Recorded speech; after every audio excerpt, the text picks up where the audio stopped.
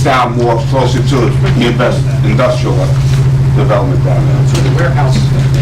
Right. And where's the townhomes? And where's the children can go for the bus stop? See, this was the problem we were having with your neighbors. Your neighbors didn't want, it should have never been zoned residential. Somebody had overlooked this back in the day, what I believe, personally. It's a private road.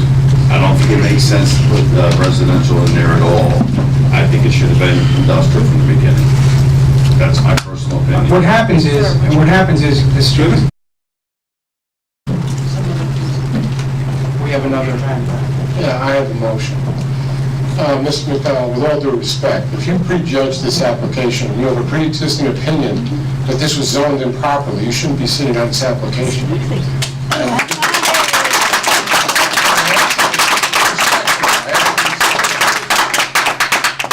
I'm not stepping down. Second of all, Okay?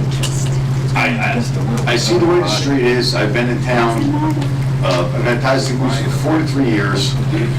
I just think it was, to put a residential, I think it was overlooked. Doesn't matter. I appreciate it. Look, I'm not here to argue with you, and I say this with all due respect. But if you have a pre-existing opinion that was zoned wrong, and that use variances are given, then you shouldn't be sitting on the application, because the board members are supposed to be neutral. Well, I am neutral.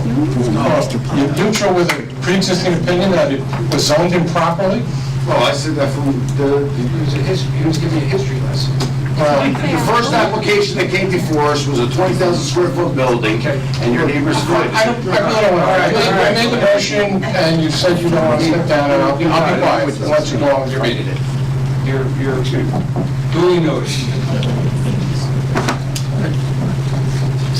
I just want to second what you said. I can't believe I heard this gentleman say he's already made his decision. He feels that that should not be residential. That's a problem. Counselor.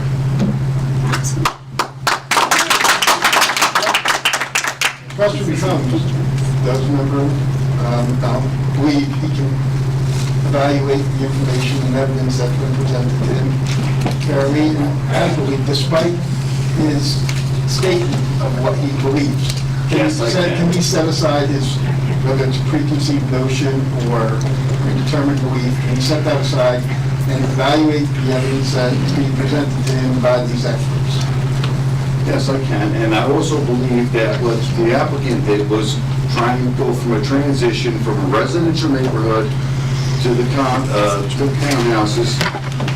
My question is, when you decide to vote, are you going to vote upon your preconceived, predetermined opinion, or are you going to vote upon, based upon the evidence that's presented to you by the special citizens? I'm gonna vote by the way I'm gonna vote. I'm gonna vote by what the professionals say. By the evidence, you're going to weigh the evidence? Absolutely. And then say you're going to... Absolutely. But to me, that's not good enough. He already stated, he's made his decision. He hasn't heard. He hasn't heard everybody speak. He hasn't heard everything, and he's already made his decision. He's gone on record and said, it should not be residential. He's made the decision. He hasn't listened to public opinion. How can that be? He stated that he can make a fair decision. But who- If you guys don't believe it, perfect ground. Who makes the decision if he should recuse himself or not? Where does that come from? Basically, at this point, if he believes he's conflicted, or if he believes that he cannot evaluate the evidence fairly and independently, then he should step down. He's made the representation that he can do that he can evaluate the information. Everyone has preconceived notions about many things. The question is... But they're not sitting on the board. They're not sitting on the board ready to make a decision. He's already made the decision. I don't know if he's made the decision. He said it. I think he's giving a notion. He hasn't made the decision. The decision is going to be when it comes time to vote yes or no on this application. I see 7 votes up there. One of them's already voted for this. Well, I'll be honest with you, if he says I don't know which way he voted then. Can you tell me? No, I'll be honest with you. Yeah, I can say he's going to say, make it commercial. You've got residential going in there, partially residential going in there. I mean, that's what I'm saying, if the application is partially residential and partially commercial, I don't know which way you voted if you listen to his statement. Okay. All right. I just think it's wrong. What's your name, sir? George McDonald, it's right here.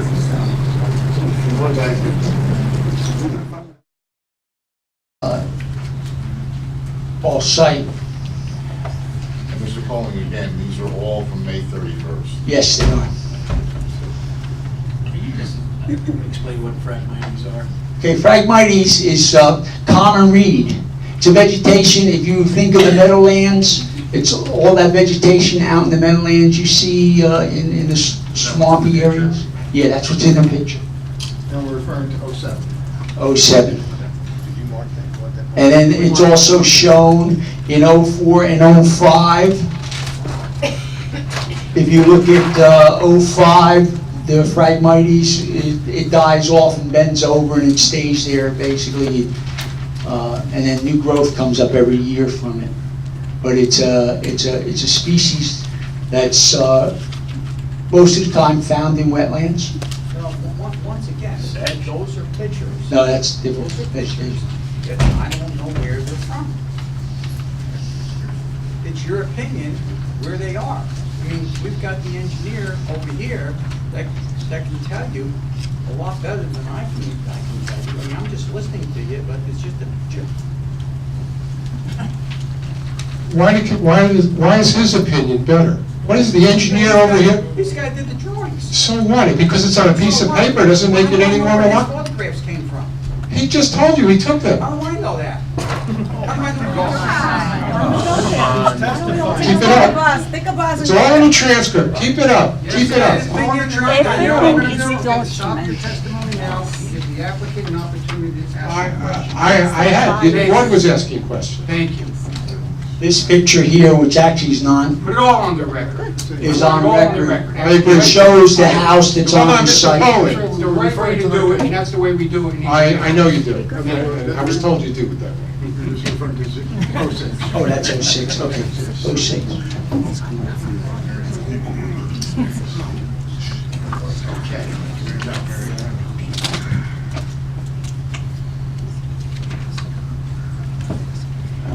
All right, are there other questions from the board? Not at this time. I have a couple opinions, but apparently. Don't we all? Okay. Ms. Pauling, are you done with your testimony? Yes, I am, I'm All ready right. for my Then question. I will step aside unless Ms. Starr. Great, thank you. Thank you. Mr. Pauling, just while we're on this topic, real quickly, the common reed is one of 4 species of grass, correct? It's not a grass species, it's a invasive species that is classified as a Phragmites communis, as a wetlands hydrophyte on the U.S. Fish and Wildlife list of wetlands vegetation. Okay, so it's not something I can buy at Home Depot or a landscaping facility if I wanted to have, maybe I like the way it looks and I wanted to plant it. You'd be crazy if you did, because it's a real Question. weed. No, it's a real It is weed. not something you can purchase. No, it is not something you can purchase. Okay. With that being said, you indicated there's a notice of violation that you discovered in your OPA request with Morris County, correct? It was not my request, it was provided to me, it was, a request was made to Mike Flora, and he provided that NOV. Okay. Can you please read the paragraph starting with purpose of this notice? I know it's a little small, but that is the copy that I was provided by, Okay, purpose of this notice is intended to serve as a notice to you to warn you of the above violation in order to provide you with the opportunity to voluntarily investigate the matter and voluntarily take corrective action to address the identified violation, and to identify those violations and time periods pursuant to the Grace Period Act. You want the whole paragraph? no, that's good enough. So on page 2 of the notice of violation, it indicated that a caller from East Hanover reported a violation on the site, correct? Yes, that's what it says. There was a reporter. And when Mr. Flora came out to the site, it indicates what type of, quote, solid waste he discovered at the site, correct? Can you read what Mr. Flora said he found at the site? He said, I observed and photographed solid waste and construction debris that included wood chips, brush, grass, concrete, metal, landscape, logs, and large plastic sign letters. Okay, so under the solid waste provisions that I'm sure you're familiar with, given your extensive background and resume, would that be considered a type 13C solid waste violation? Usually I'm handling the contamination. I don't handle the solid waste actual violations. Okay, okay, no, fair enough. Thank you. That's all, Mr. Chairman.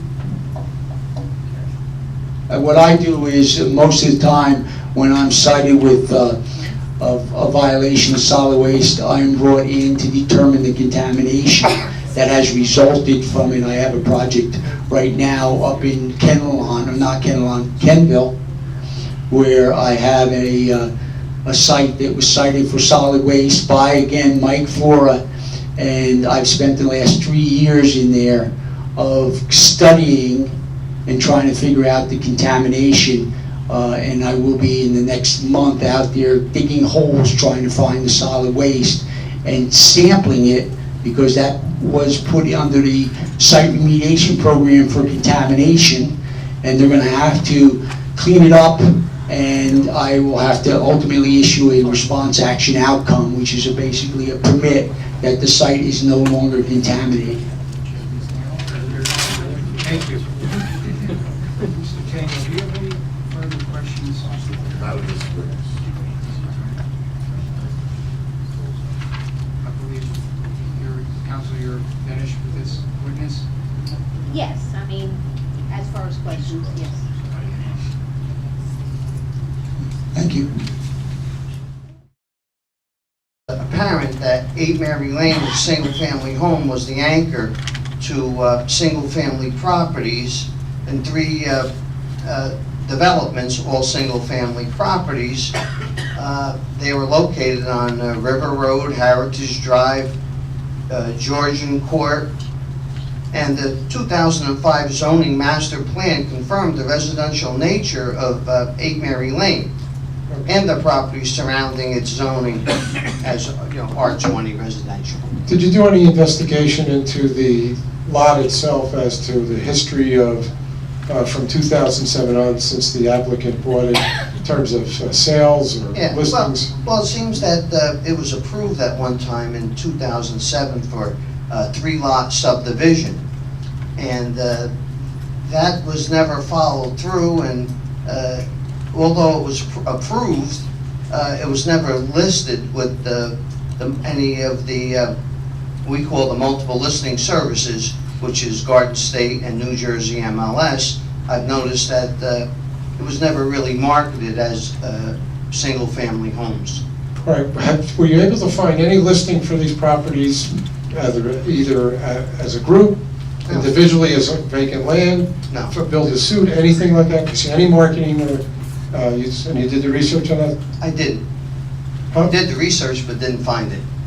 Okay, so, now, did you take a look at the availability of industrial warehouse space in East Hanover? Oh, sure. Well, I found this. I found there's 11% industrial warehouse vacancy rate in East Hanover, and the sources were LoopNut, GSMLS, and the Alta Valuation Group. Okay, so how many square feet is that? Remember? Oh, there is over 200,000 square foot industrial warehouse space available in the town. Right, And I have a partial list of properties if you want to take the time, I can tell you what they are. well, I just want to ask you one, 30 to Forest Avenue. Yeah. That's available, there's availability there? Yeah, it's 5 minutes away, and we've got a photo of it. All right. There are plenty, actually I have 7 additional sites that are available that could be 6,000 square foot warehouse. Okay. All right. There was also testimony from the applicant's planner concerning the fact that there's high-tension wires and railroad tracks, that those make the property particularly suitable and unmarketable for the sale of single-family. Well, that's not true. That seems to be common in East Hanover, that there are plenty of high-tension wires abutting railroad tracks where I've made the determination that it's not really negative in East Hanover, and there are many developments around tracks and high-tension wires that sold for in excess of, 5, 6, 7. Actually, the latest one I saw was on Georgian Court. A home there sold for $829,000, which backs up to Mary Lane, and that's in the Garden State MLS. All right. I wanted to ask you about some testimony about the difference between townhouse buyers and also single-family home buyers. Because there was testimony made that Well, they're the same buyers, they're people, whether it's townhouse. Can't hear you. Pull the mic closer. I said, it's the same, they're people, whether it's a single-family home or a townhouse or condo, they're all concerned about the vicinity in which they live. So, would an industrial building next to townhouses be concerning to them, any more than it would be concerning to single-family home buyers? Would it be any different? No. All right, so. Pull the mic closer, can't hear it. You Gotta pull it a little closer. So you found that this, a townhouse project's not necessarily any more marketable next to an industrial site than the single-family home zoning as it stands without the new industrial building? Yeah, without the industrial building, I think it would be better suited. Okay.